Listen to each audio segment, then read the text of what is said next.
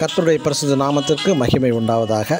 இந்த அதிகாலை வேளையில் இன்று நாம் தியானத்துக்கு எடுத்துக்கொள்ள இருக்கிறதான வேத வசனம் 1 சாமுவேல் புஸ்தகம் 16ஆம் அதிகாரம் 7ஆம் வசனம். மனுஷன் முகத்தை பார்ப்பான், கர்த்தரோ இருதயத்தை பார்க்கிறார். ஆமென். இங்கு சாமுவேல் தீர்க்கதரிசி இஸ்ரவேலின் முதல் ராஜாவாக சவுலை அபிஷேகம் செய்ததற்காக துக்கித்து கொண்டிருந்த போது கர்த்தர் சாமுவேலை நோக்கி, நான் புறக்கணித்து தள்ளின சவுலுக்காக எந்த மட்டும் நீ துக்கித்து கொண்டிருப்பாய் என்கிறார். மற்றும் பெத்தேலுக்கு போய் ஈசாயின் குமாரர்களில் ஒருவனை நான் ராஜாவாக தெரிந்து கொண்டேன் என்கிறார்.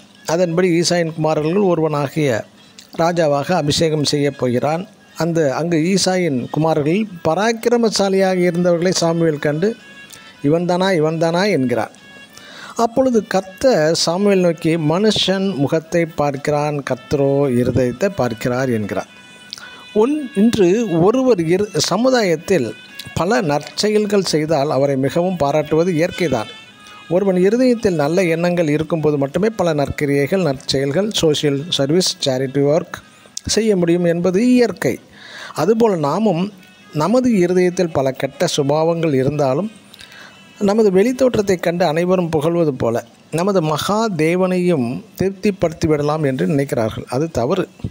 காயினும் அதுபோல தவற்றையே செய்தான். அதே தவற்றை தேவனுக்குரிய காணிக்கைகளில் என்று பலி செலுத்த சென்றபோது தன் இருதயத்தில் பொறாமை, வெறுப்பு, கசப்பு ஆகியவளை தன் இருதயத்தில் வைத்துக்கொண்டு வெளித்தோற்றத்தில் ஒரு பக்திமானாகவும் அவன் தனது பக்தி செயல்களை தோற்றமளிக்கிறது. இருதயத்தின் தோற்றமோ மாறுபட்டிருந்ததாக தேவனும் அறிந்துள்ளார்.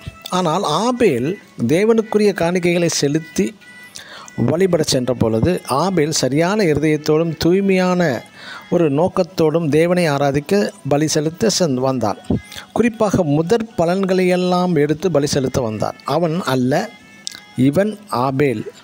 தூய்மையான பலிகளை, கள்ளம் கபடற்ற உண்மையான பலிகளை தேவன் அங்கீகரித்தார். நம் சிருஷ்டிப்பின் தேவன் முகத்தையும் வெளி தோற்றத்தையும் பார்ப்பதே இல்லை. கர்த்தரோ இருதயத்தை பார்க்கிறதான தேவன். ஆமென். God bless you.